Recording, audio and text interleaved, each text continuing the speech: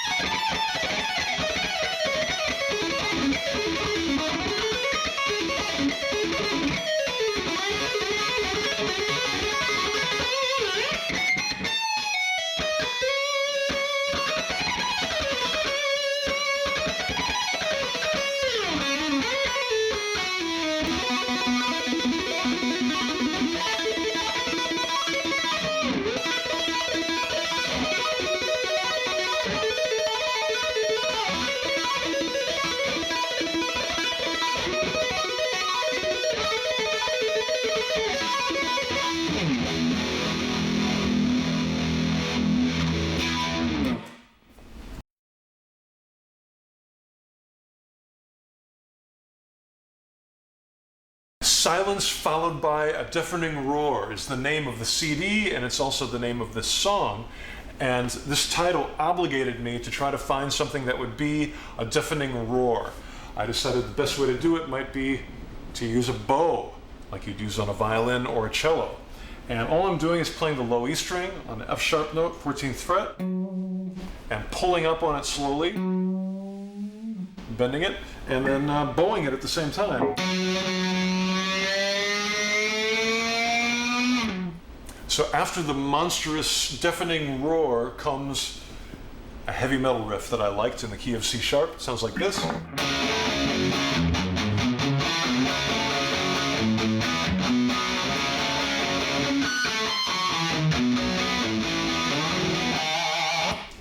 This is an instrumental song on an instrumental album.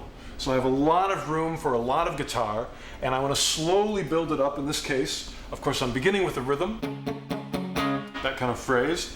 And when I begin the solo, I do a variation of that an octave higher.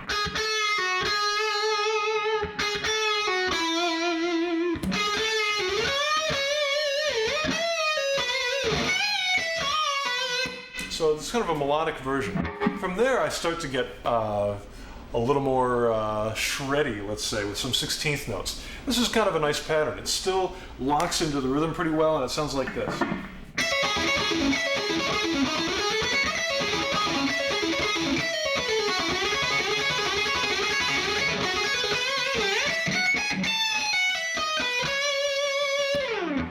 So this is one of my favorite ways of playing arpeggios, where I'm doing string skipping, like that. I'm not using the B string. I'm doing 2 notes on the E, 2 notes on the G, and then 1 note here on the D string. I follow that with a scale pattern, just ascending. That's C sharp minor, C sharp natural minor. Starting here, 3 notes per string. And that leads us rhythmically and melodically back to our first lick. So it sounds like.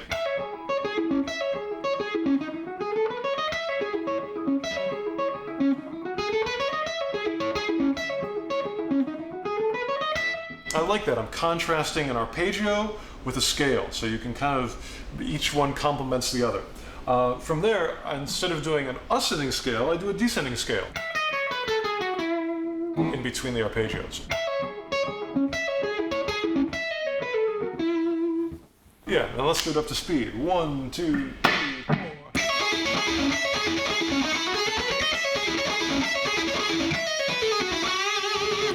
From there, I do a rock and roll lick. I think Kiss used to play this a lot. kind of way. I can't do that without making some rock and roll faces. I love that one.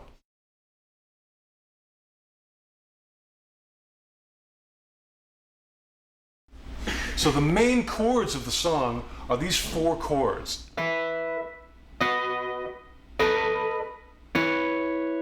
Let me play them one note at a time so you make sure you got them.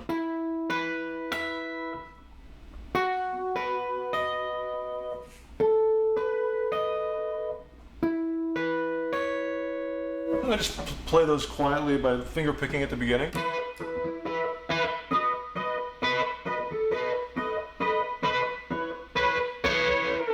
And then in the middle of the song with the big climax, I use two-handed technique to play the same notes. Sounds like this.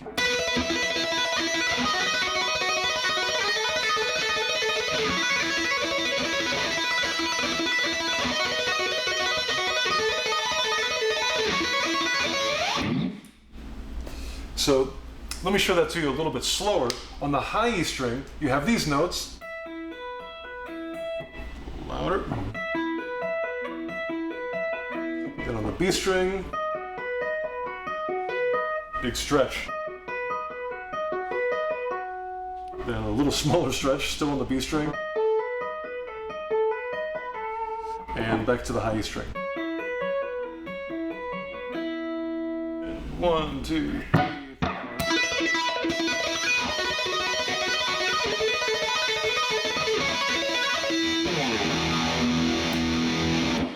There you have it.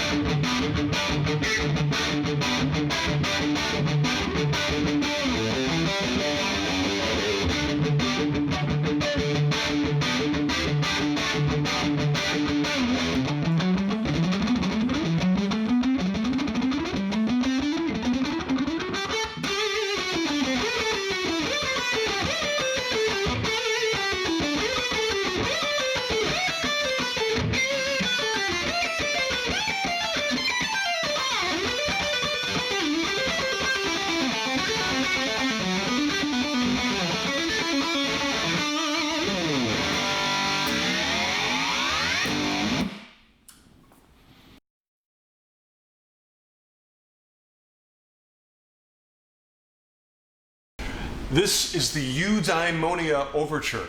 It has a lot of parts, and they're all kind of different from each other, but at least they're in the same tempo and mostly in the same key, which is why I put them together, and I like the way they flow. At the beginning of the song, we have this crazy two-handed thing. It's actually much easier to play than it sounds. I'm using a lot of the same frets, which is why it's easier to play.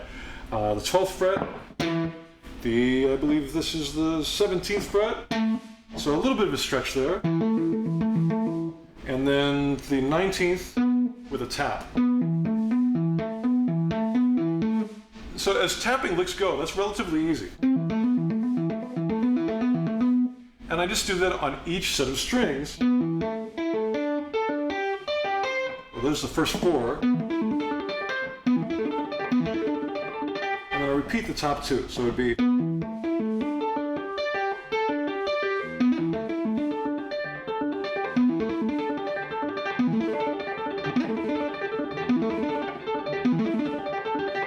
And it looks kind of good because you're stretching and you'll lean over your guitar. Then at the end, I hit those same frets on the top strings.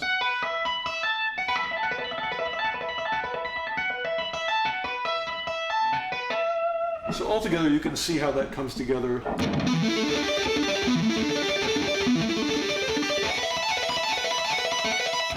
So it's kind of amazing. I can't believe it sounds like that because it's really pretty easy to play as long as you can get that stretch happening.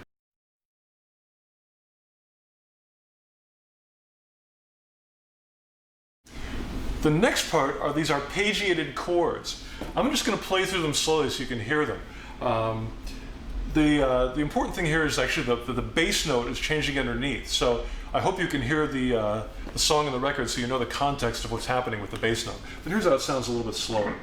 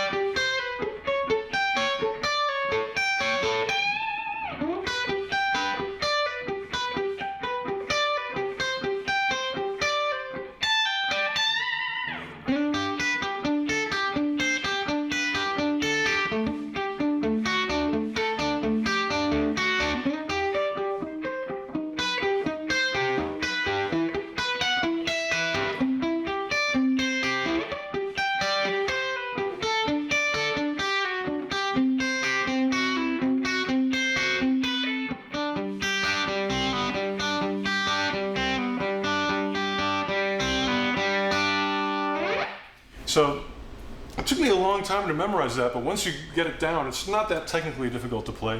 And it's a lot of fun to play that with a band because you're just getting these great, solid arpeggio patterns that, you know, they're not super, super fast, but they're locked in and they're driving. You know, it's 1, 2, 3.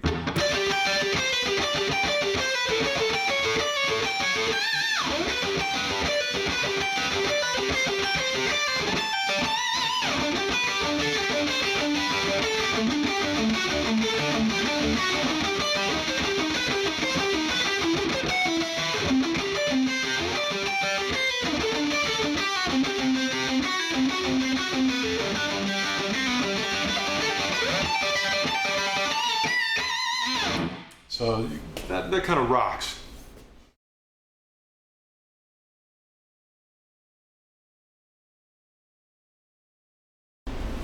Another part of the Eudaimonia Overture that I want to show you is a picking part. It sounds like this.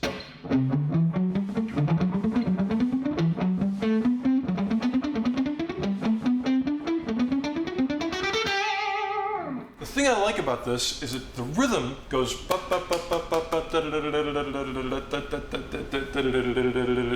between one speed and double the speed, and the transitions have to be really accurate. You can't, you know, slowly speed up. You've got to be like a drummer going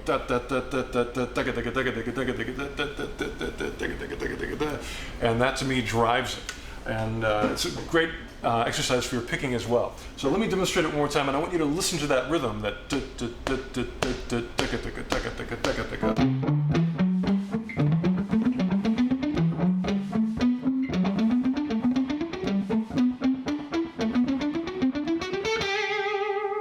So that's all it is. It's all 3-note per string shapes. So you've got 3 notes on a string.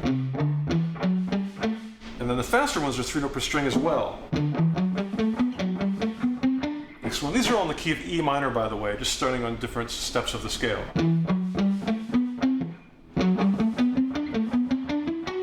then the last one.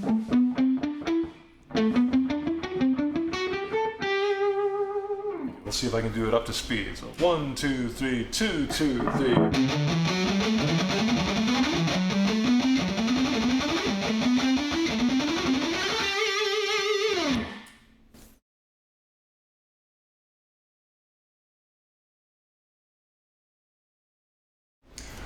The last part of the Eudaimonia Overture is actually a Bach piano piece that I learned on the guitar.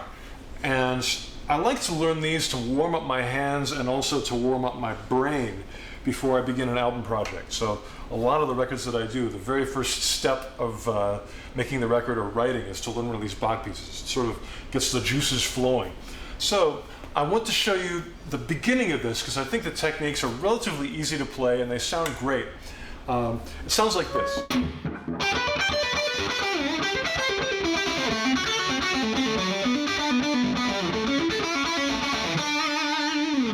Just that much. You can hear rhythmically a lot of the same things are going on. It's going ba-da-da, ba-da-da, ba-da-da, ba-da-da, ba-da-da, ba-da-da. If you were playing drums, it'd be tigga-tigga-tigga-tigga-tigga-tigga. You can hear the accents. You know, it's easy to do with your mouth. So let's make our fingers do that same thing. The technique I'm using is string skipping with a fair amount of hammer-ons and pull-offs to give me that kind of pulse. The ba-da-da, ba-da-da, ba-da-da, ba-da-da, ba-da-da, ba-da-da.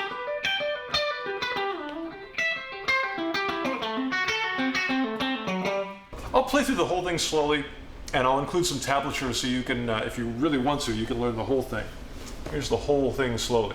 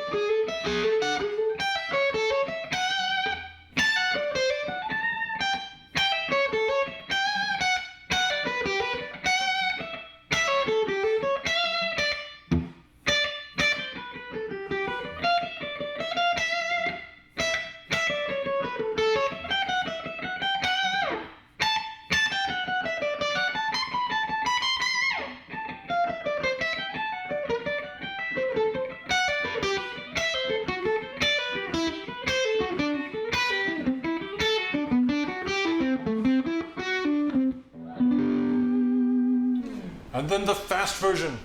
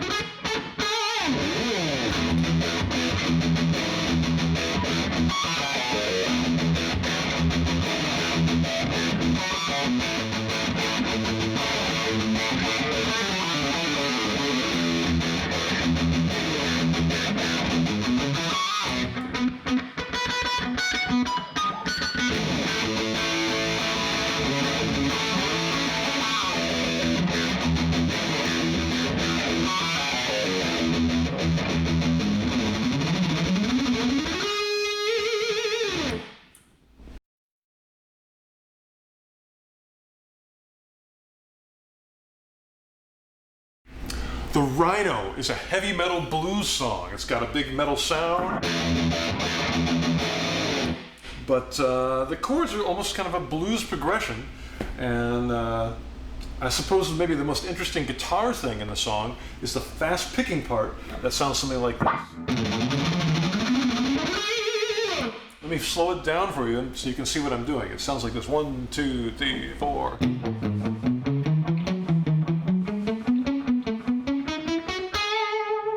So it's in the key of E major, and it's 16th notes, and if you can, accent the first one.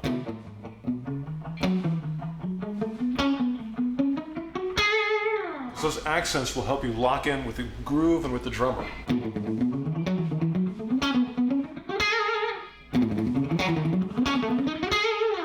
Now the other challenge is, as you begin to use more distortion and as you play this faster, you have to make it more staccato by muting and probably by playing lighter, because that way the notes won't get too big and there'll be room for all of them, because it's going pretty quick. So you really just want like a light scratch.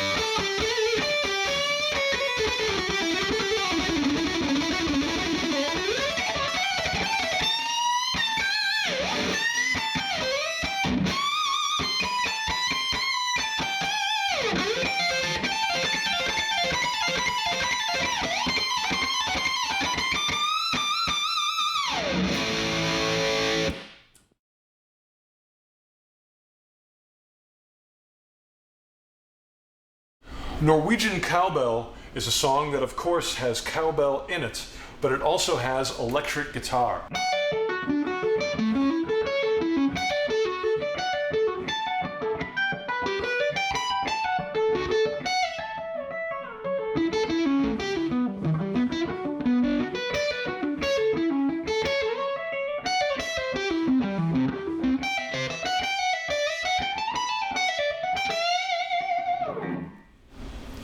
Now, most of the techniques I'm using on this are the same. I'm using a lot of this technique, that kind of thing. It's got, let's see, 2 notes per string on the E string, 2 notes per string on the G string, and 1 note per string on the D, to give me that D major triad, which outlines the chord. But of course, this song has a lot more chords than that. It's got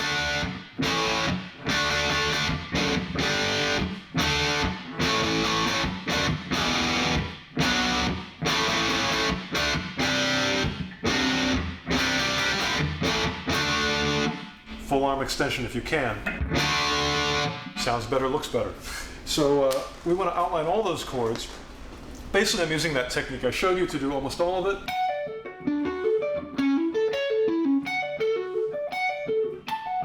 Occasionally I have to go to different positions to get either chord changes or what's that called? Inversions, that's it. And the only other thing that's tricky in this, what I would say would be, sometimes I'm doing an arpeggio on one string by sliding. Like I'll do an A major. And the other probably different technique in this is when I'm doing the C major arpeggio. Now this appears to be very simple, just those 3 notes. But I'm going to do it in octaves. So it's starting on the same note. This is a G. Here's a G here. So let's put them together. And then go back up. And even higher. Now I'm doing a lot of pull-offs, so the picking isn't that bad, because I can just do an up, a pull-off, and a down. Each time. So I'm basically going da da da da da da da da. That's the picking. So let's see, hear that in context. So I'm going like.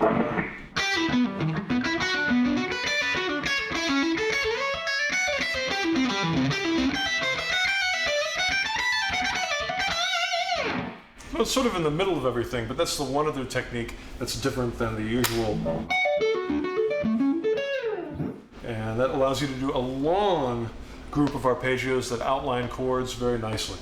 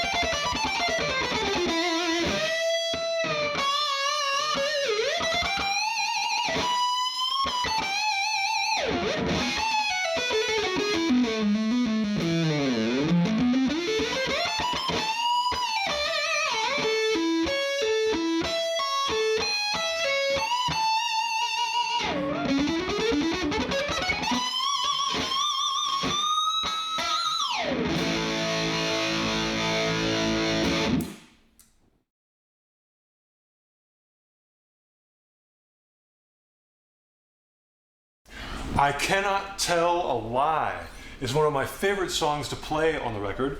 It's almost a ballad and has these beautiful chords. The first chord is actually an A chord, but I added a B note to it.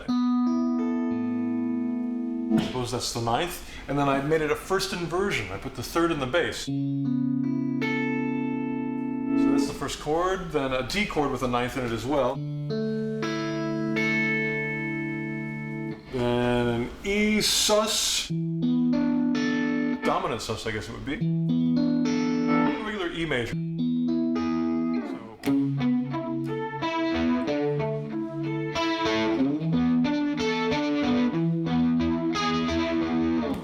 Very simple chords, but the trick is to come up with a melody that keeps the listener's interest over that whole thing. And I tried to have something that had some rhythmic and melodic variation, some nice vibrato, and some crying tones. So that's what I did. One of the most important things with this is that you're able to stop. Again, being a heavy metal guitar player, I've had a guitar sound most of my life where I can't stop. There's always so much distortion. Your guitar is feeding back and howling and making noises, and I wanted to get a little less distortion and get a sound where I can actually stop, listen, relative quiet, and there's not a big howling sound.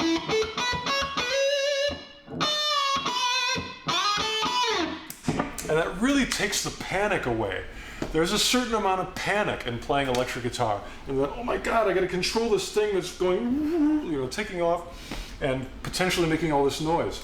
So it's kind of a nice experience to have a sound that's where you crank it or have it back just a little bit. I'm actually, in this case, I'm getting a lot of distortion from the power amp tubes, which tend to be a little more percussive and not getting, it's not taking off with all that hiss and feedback. It's just a nice, pure, strong tone, and I can actually stop and phrase.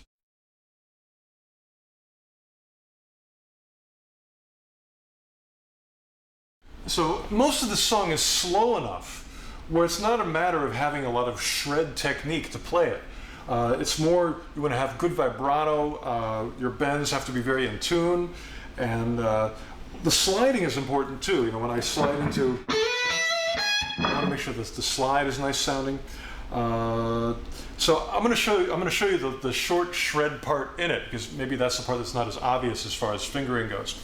There's a two-handed part. Let's see, it's coming out of something like, I'm doing sort of a chord thing.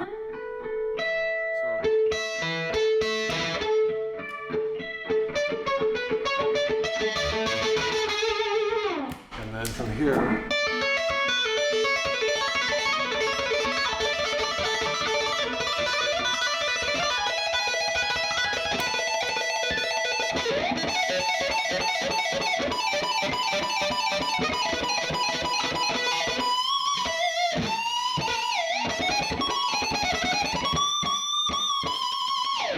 So maybe that's one of the more shreddy parts. I'll show it to you slowly. The first two-handed part are these notes. It's with the left hand and with the right hand, D and E. So the pattern is like this.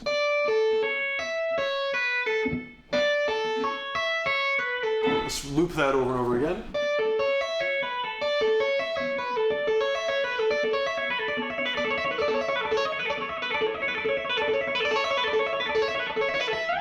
All right. From there, it actually gets simpler. The next two, it's only three notes.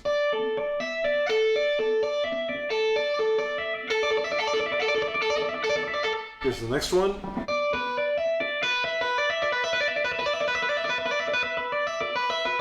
And a big stretch. And the last one, just up a half step.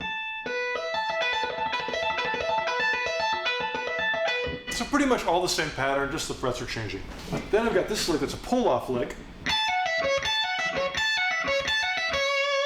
It's kind of F-sharp minor sounding. G major sounding, same kind of lick. The pull-off is really driving the lick. The picking is very simple. I'm just picking once per string.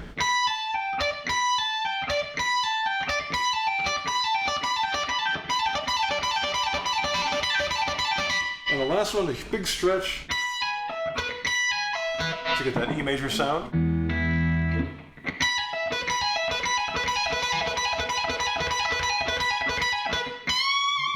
So let's put that all together.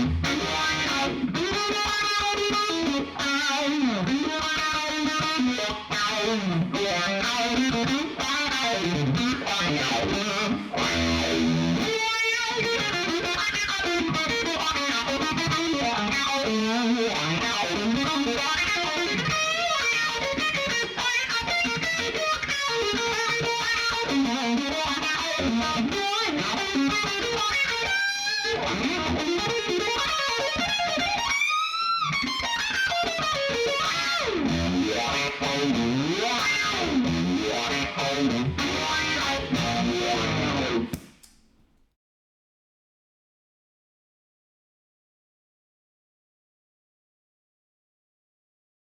song is called Bronx 1971. It is very funky, and it is in the key of B flat. And B flat is a key that most guitar players do not want to use, including me, but I decided to look there to see if it had anything to offer that I liked. As it turned out, there is something cool about B flat, and that is that if you play a B flat blues scale, the E note is the tritone. It's that kind of evil, dark note. And of course, E is also a big open string on the guitar. So you can use that in your composition, which is just what I did when I wrote the riff. The riff is in B flat, but I started with an E note. And that's the rhythm I got.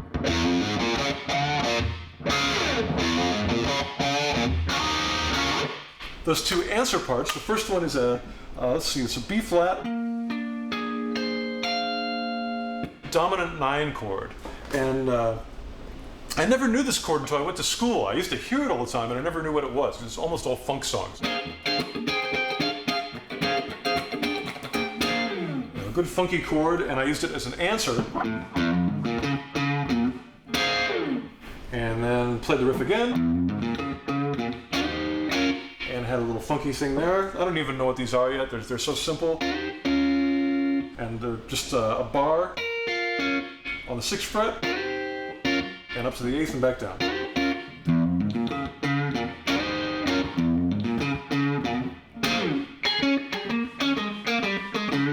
Now this part I really like, the because it has a cool rhythm to it. You could play that on a drum set without any notes and just have and it's going to have a cool feel to it. But of course, with some notes, it has even more of a character. So let's hear those notes again.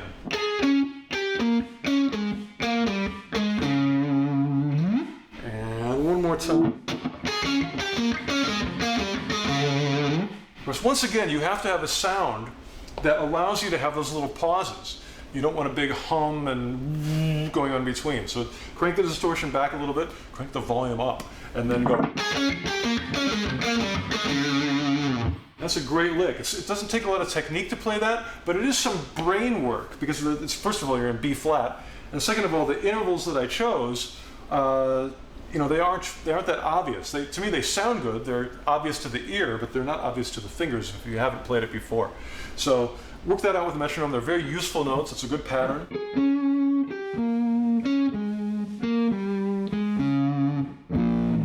And I have to say that I've really had a good time trying to play in B flat, because it's made me, you know, it's just a brain challenge trying to play in B flat and not just here.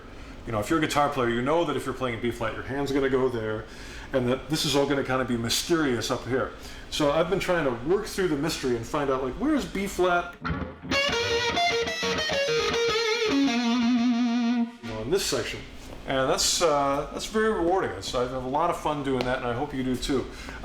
It really helps also to use a groove. This song has a really fun groove to improvise over, and I found I'll just sit there at, you know, in my hotel room or at home and get that going, start jamming along in B flat in places I'm not familiar, so I might get a couple notes wrong, but we'll see.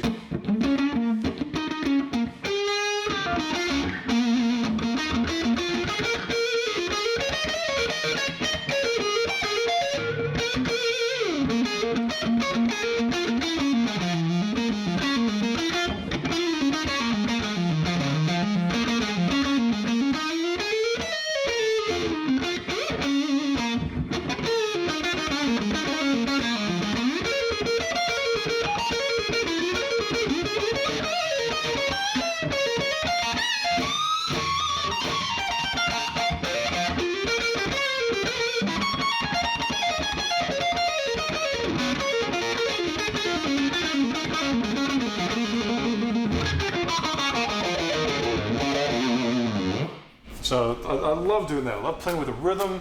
I love a little bit of brain challenge from funny key, and I love the phone call.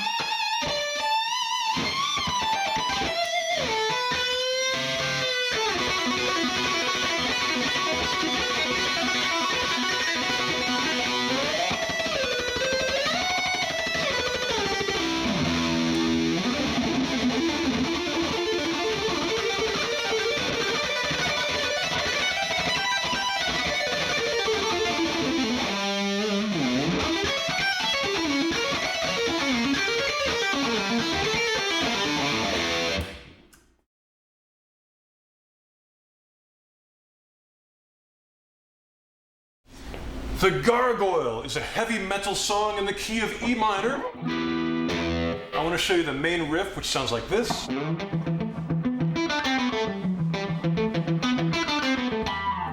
This is a great picking exercise. It's all alternate picking, which means down, up, never changes. And the thing to focus on, E is the lowest note. You've got these other high notes that are going back and forth to the E. And those, it's easier to figure them out because you know you're always doing down, up, but it helps to be aware in your brain of what the strokes are of those other notes. So I'm going to tell you what they are. The first one is going to be an up. There's a down on the A. And the B is an upstroke. So those accents end up being up, down, up. And it's good to just have that in this little thinking part of your brain. You know, the feeling part of your brain can be on full metal, full metal force. But the thinking part of your brain should be aware that that's up, down, up. And then you follow that by the descending scale, beginning with an upstroke. There's an up, and that goes down. Back down to the root.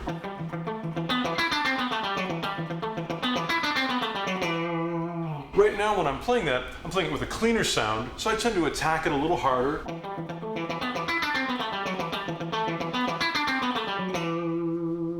And that gives me a good technique to work with too, but of course, when I play it with distortion, I play a little bit lighter, but still with a lot of confidence.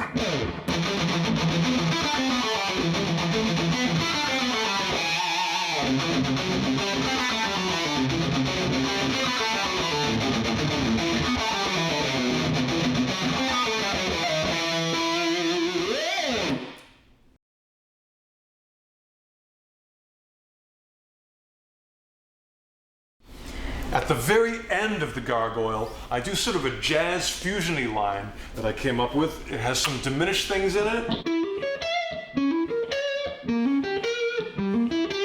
Those are easy to remember because they're all the same fingering and they're all 3 frets apart from each other. The fingering is basically this. It's just 3 frets, and then I skip the G string. I don't play the G string, go right to the B string. Same frets. 14 and 17. And that happens 3 frets down, 3 frets down, 3 frets down. That's all of them. To make this into the line, I added some notes on top from either the Dorian scale or the blues scale. Those are good ones to choose if you want a fusion-y kind of sound. So, it's from Dorian, Dorian as well, Dorian again, and finally blues. That little blues note in there. And then I do some pull-offs at the end to get out of it. So let's put it all together.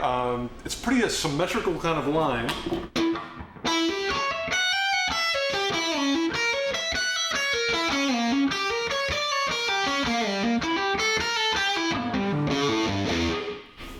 And let's do it once fast.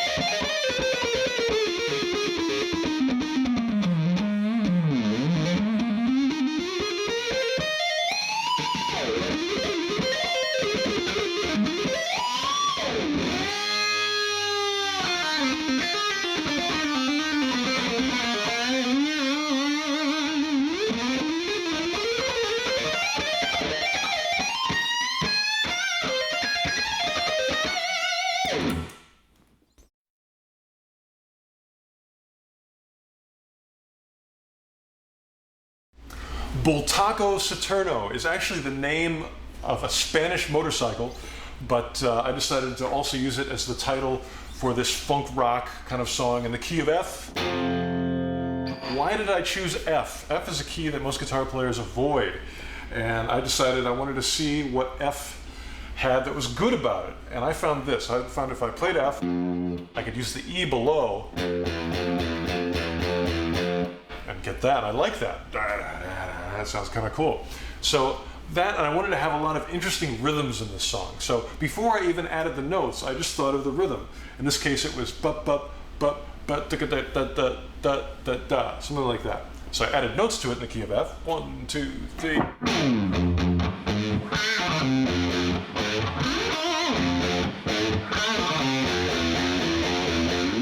So that's the main riff. I also have a beginning part that's quiet.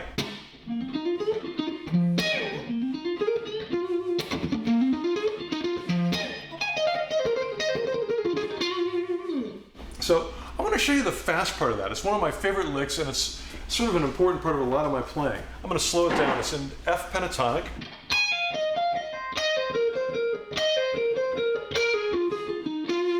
A lot of descending threes. By three, I mean 3 notes, starting on the next lowest note, next lowest, and so on.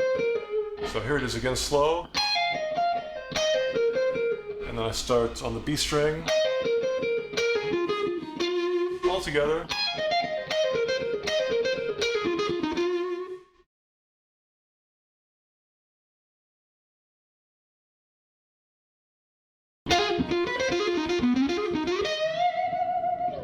That I kind of like. It's a very simple pull-off lick in F minor pentatonic once again, and then I hit 2 notes from the blues scale to answer it, and then I hit those same 2 notes an octave lower.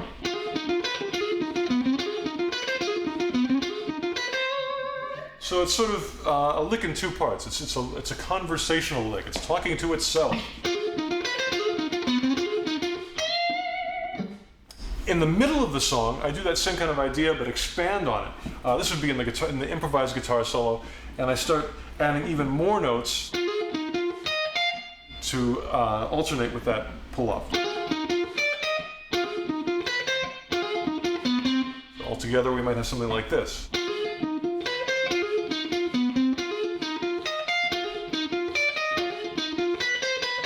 Let's take that a couple times over and over. That's a cool lick that's gonna loop well. 1, 2, 3.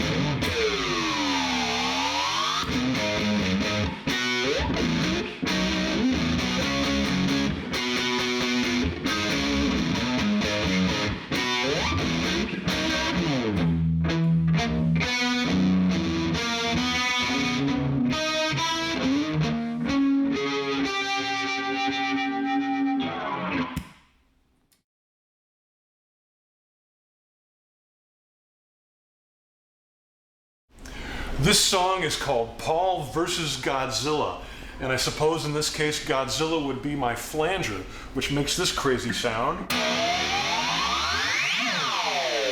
I just use this to trigger it, but because the flanger by itself doesn't make any noise.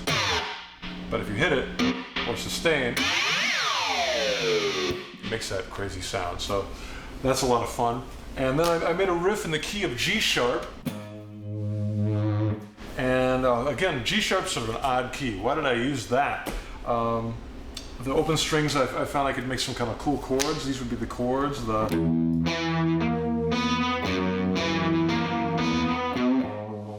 It's resolved nicely to G sharp. So I use that in the tune. And let me show you the beginning riff. It's pretty simple, but I like it. It's a lot of fun to play. And it's a lot of fun to play with big right hand motions. When I play this intro part, I can't resist doing a full arm extension. And it just feels better and rocks harder when you put your arm all the way down there.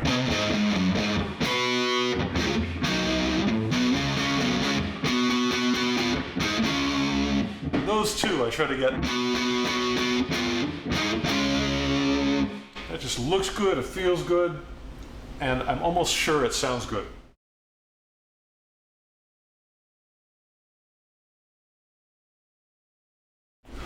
One of the things that I enjoy the most about Paul vs. Godzilla is the melody, which I wrote by putting the guitar down, and I got out a vocal mic, and I sat there and sang along with the backing track as if my voice was a guitar. And I spent about a half an hour just singing and singing and singing and coming up with every idea I could. It's a very intuitive way to write, because you're not limited or influenced by your knowledge and your vocabulary of the guitar. You know, even if you're an advanced guitar player, you tend to be pulled towards the licks that you know. And in this case, I wanted to write something completely, not necessarily different, I just wanted to write something that was natural, straight from my brain, straight from my heart, without the influence of the instrument. So that's what I did. I just recorded this part.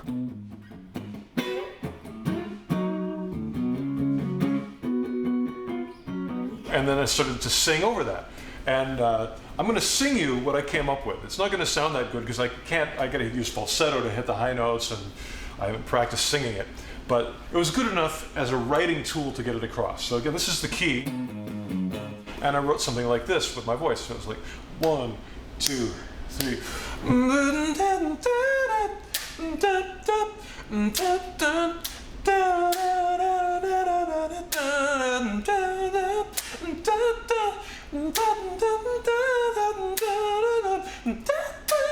You know, and a real singer might be able to make that sound good, but I'm not that good of a singer, so I needed my guitar to save me.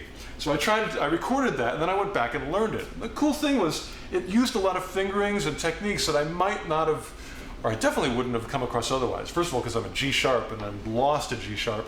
And so I sat down, and this is what I learned. This is the guitar version of that vocal line. So 1, 2, 3.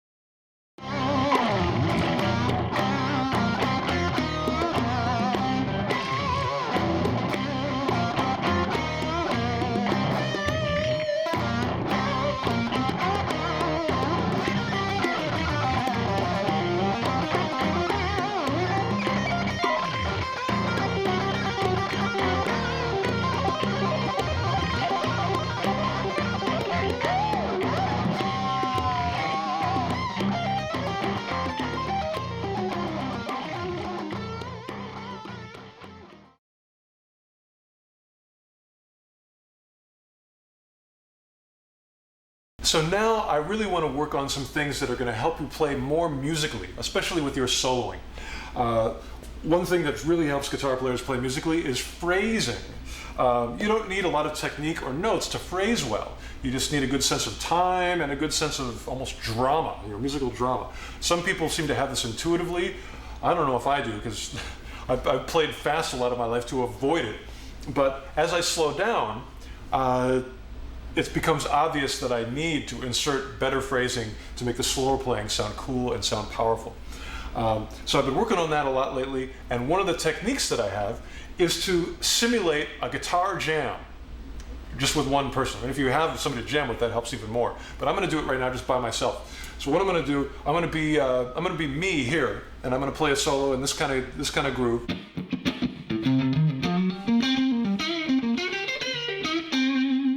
And then I'll go over here. I'm in C minor, by the way. And this will be the other guitar player answering back.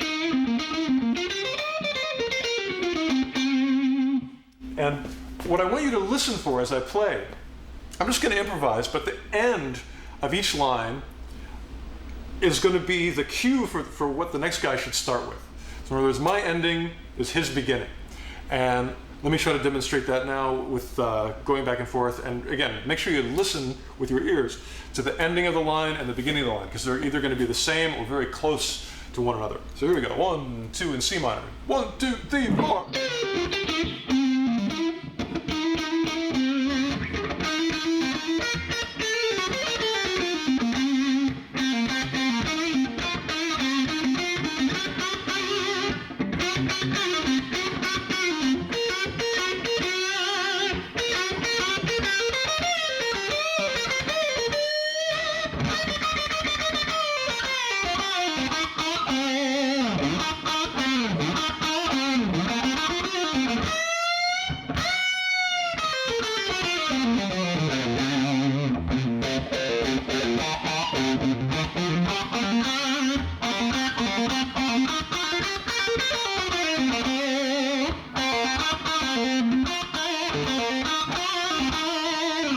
So I hope you get the idea of what I was doing there by listening. Now, of course, if you're playing with another guitar player or really any other musician, that really takes the load off your brain, because instead of sitting there waiting for them to finish, thinking through your whole vocabulary of what am I going to play next, what am I going to play next, you can relax, you can listen to them, and whatever they play last, just play that, and, to start off, and it makes almost more of it makes a conversation more than a battle. You're not really like battling, like I've got these licks and I've got these licks. Instead you're conversing. The two things are building together, and it really feels good. So please try that with another guitar player, or if you can't find anybody, you can even do it with yourself, and it will help your solos really connect, stay together, feel good, and phrase better.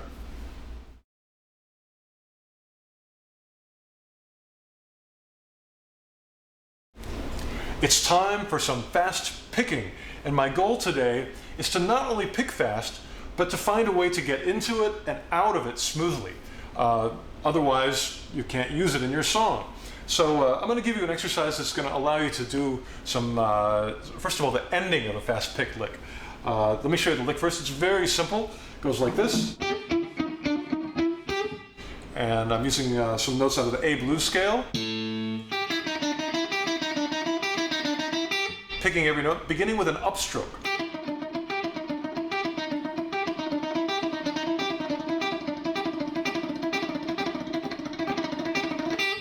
Now, once we get locked into this lick, we got to find a way to get out of it. So what I want to do it maybe many times. That's, I think, 3 times, and then the last one leads to a bend. So that's the way we can get out.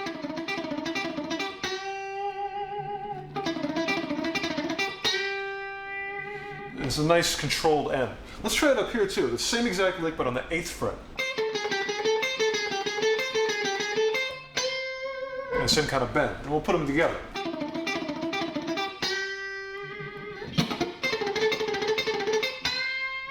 And let's add one more up here on the 12th fret. This one isn't chromatic. More like a natural minor sound. I'm going to end that with a bend as well. So let's put all those three together, and I'll count it off and try to hear how they're in time with, and I can escape from each one. So 1, 2, 3, 4.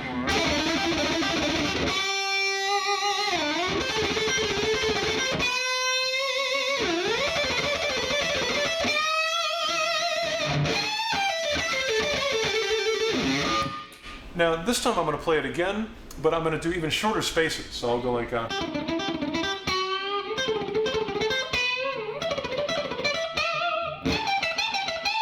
somewhere like that to end it. So let's try that. I'll do it a little slower.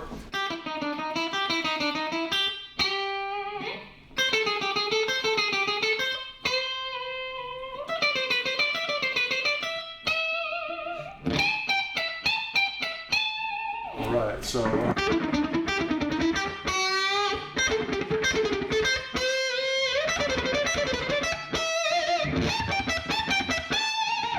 And up to tempo. 1, 2.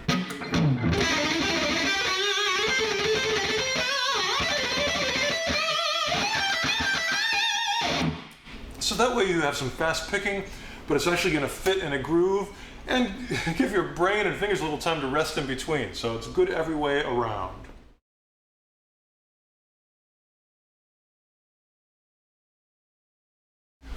All right, I want to show you a really effective exercise for the left hand. It's going to help you build your legato technique and be useful in a lot of licks. Now this is so simple that you might get bored initially, but really try this. It's really going to be good for you.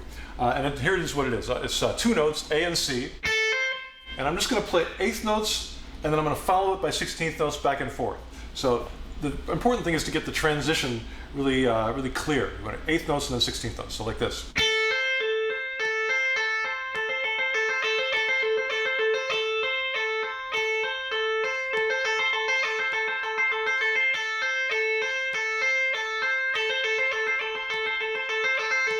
Now you can tap your foot, you can use a metronome, but the important thing here is to have a strong pull-off and to stay dead in time. It's not an exercise to see how fast you can go, it's an exercise to see how accurately you can train your hands to do that pull-off between two different speeds. They're basically, you're going one speed and then you're going double that speed. So if you sped it up a little bit, you go.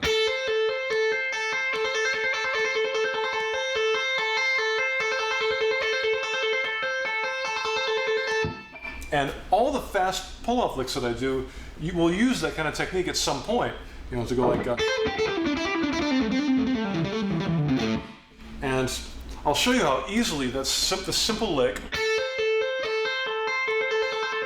translates into that more complicated one that I just played. So let's start with this. You know this already. Let's take the last note and put it on a different string. So we'll go. And we'll go down to the B string instead. And because we're changing strings, this time we've got to pick. So I think, yeah, I'm going to do an up and then a down.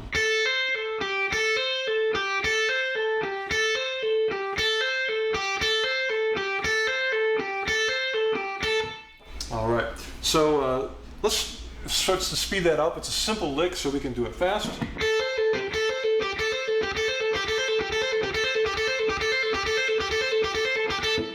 And for all this, whenever I've got a picking lick, I'm going to take my left hand away and demonstrate what just the picking by itself sounds like.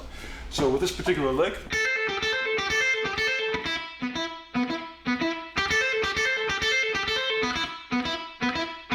so again, watch my right hand and you'll see how nothing is changing. I'm just taking my left hand on and off.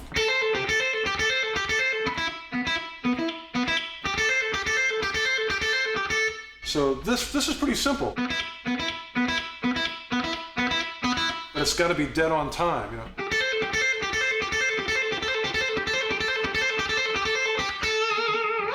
All right, the next one sounds like this. I'm going to slow that down.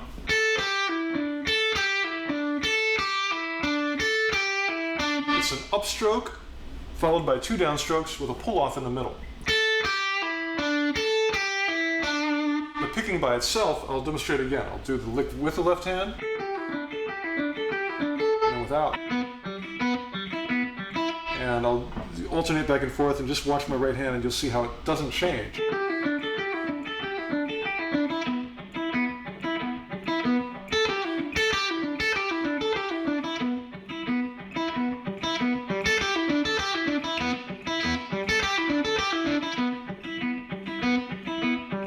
So again, the important thing is the rhythm. The ba-do, ba-da-do, ga-da-do, ga-da-do, ga.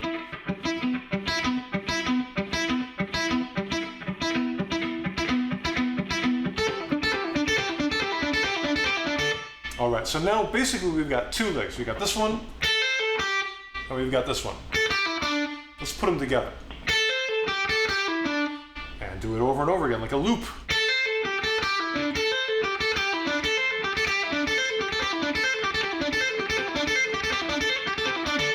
Now let's try that on each set of strings within the A minor pentatonic scale.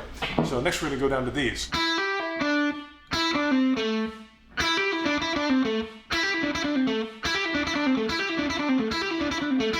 And the next set.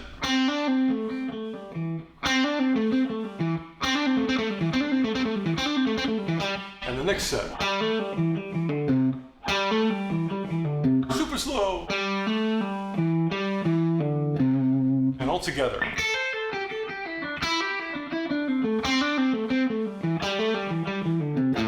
Now my left hand really isn't doing much more than going.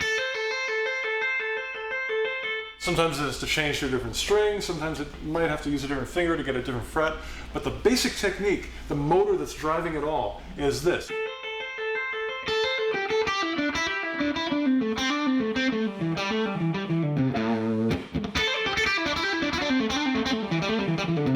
So it's important to have that muscle there to drive that.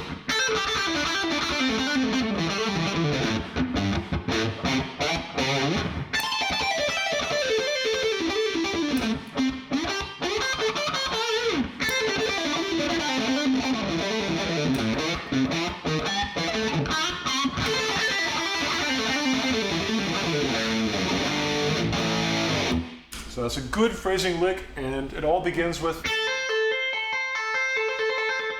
So do it.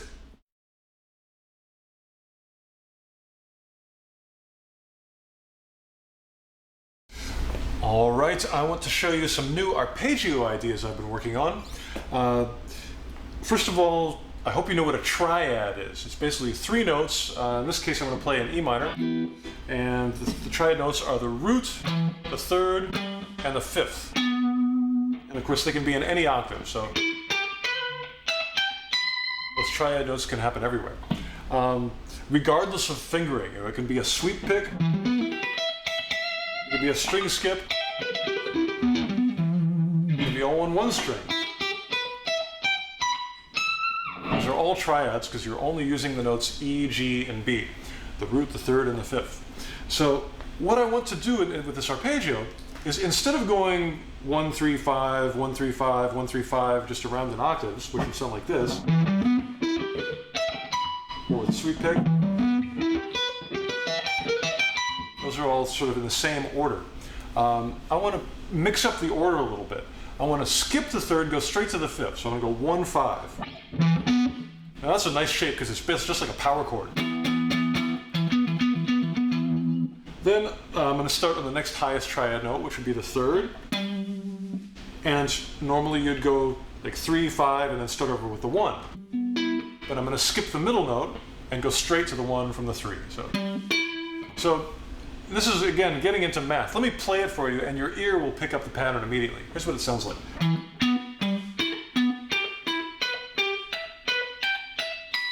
Yeah. So it spreads the triad out a little bit more with wider interval stretches because you're always taking that middle triad note out.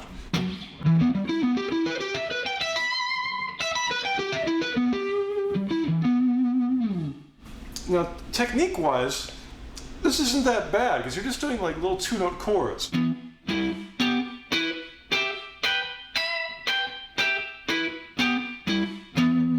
To me, it's more of a brain challenge to remember where to put your fingers with all these because the positions change very quickly. So a good way to practice this is just take the first two. Just go like Those are the first two shapes. Just go back and forth. Then maybe add the next one. Do the first shape, the second shape, and the third shape. So,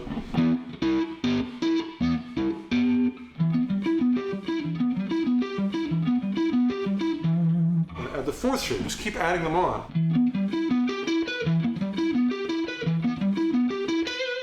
Keep on adding one from that. You can even start in the middle sometimes, like.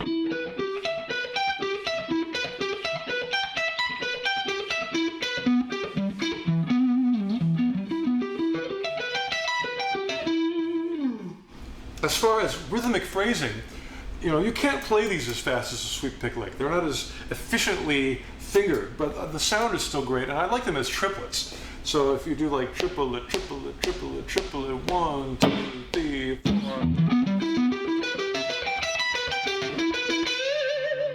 Now this phrasing idea, isn't limited to triads. You could try other notes, and because I play rock and roll, I wanted to try using some notes from the blues scale.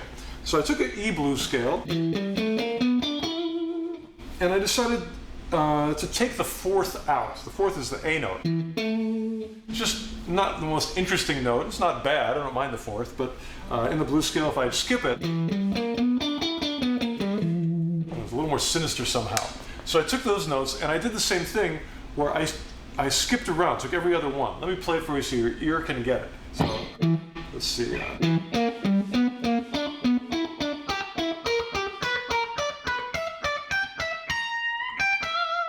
And I like that. It's a cool little selection of notes. You can hear how it's phrased very similar to the triad one, but this is more of a blues sound.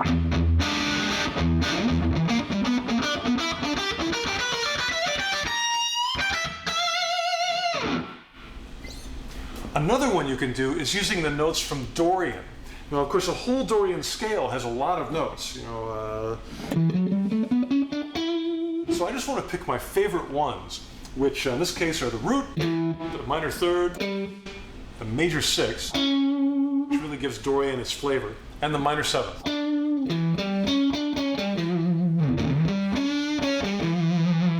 It's already feeling soulful.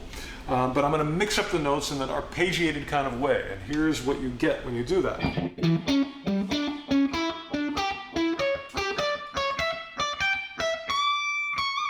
That's a nice phrase.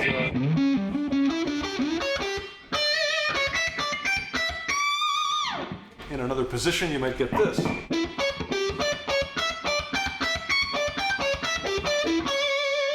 I picked this one because it's a little bit easier to play. The range isn't quite as wide, but to me, easy to play is important. So I do that one a lot. And again, because the note choice is interesting, you don't have to play these super fast to make them cool.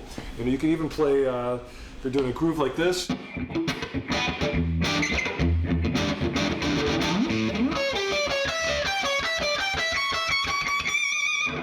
Going to get a slower thing, but it still rocks.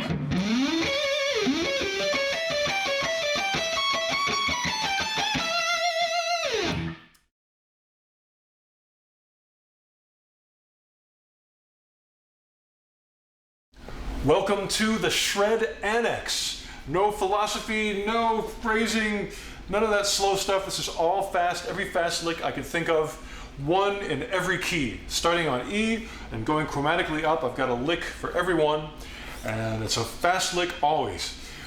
Besides that, each lick I play fast first, then I do a slow version so you can figure it out, then I do it fast again. They're all explained in great detail. If you look at the tablature that comes with this DVD, print it out, have a look. It's got all the upstrokes and downstroke details, hammer-on pull-offs, so you know exactly what I'm doing in the most acute detail. And that's it. Enjoy the Shred Annex.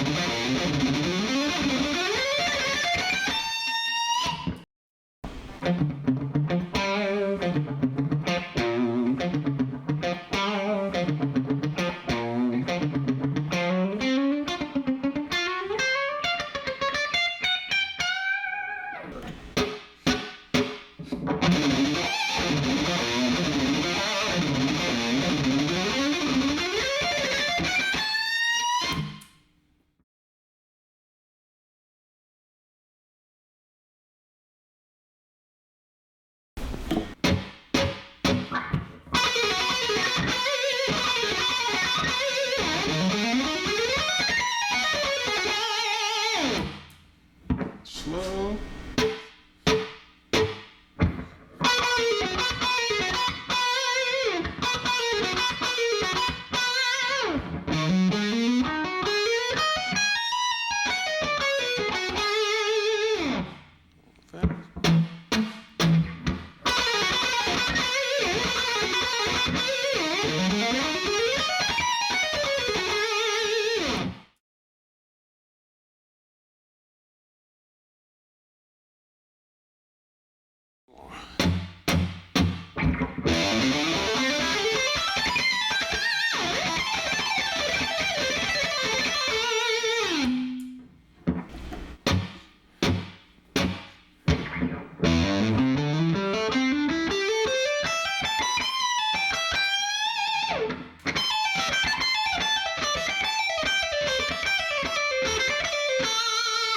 Almost.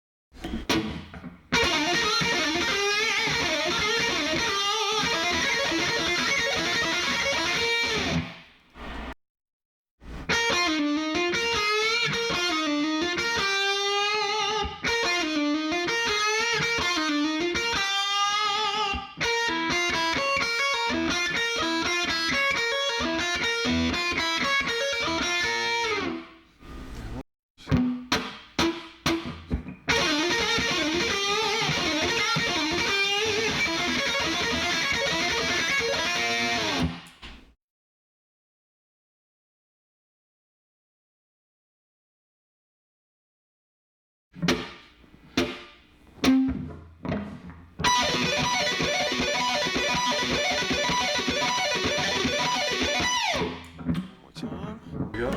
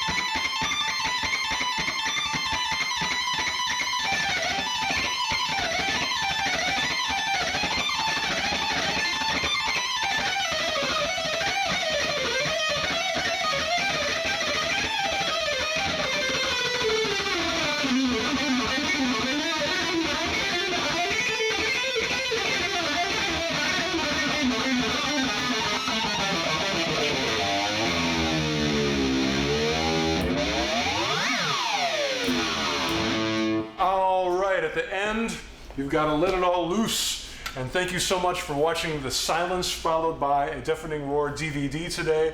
Have a great time with your electric guitar. Keep playing, never stop. You can do it until you're 1,000,000 years old. And enjoy it. It's such a great instrument. Do bends, do fast licks, do chords, do phrases, do everything you can. Play with other people, and if you can, learn one new thing every day. And that will bring you up the ladder of more and more beautiful and fabulous and dynamic and exciting music. I'm out of adjectives. We'll see you again. Thank you so much. This is Paul Gilbert. Bye-bye. Sayonara. 1, 2, 3.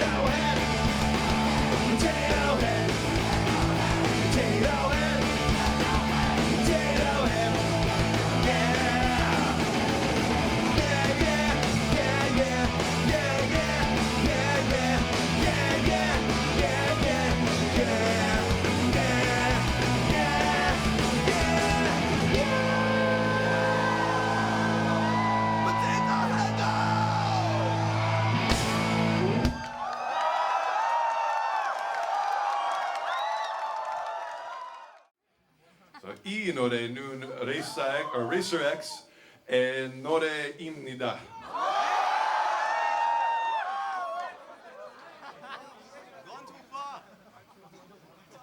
우레는 6,425개의 음이 있습니다.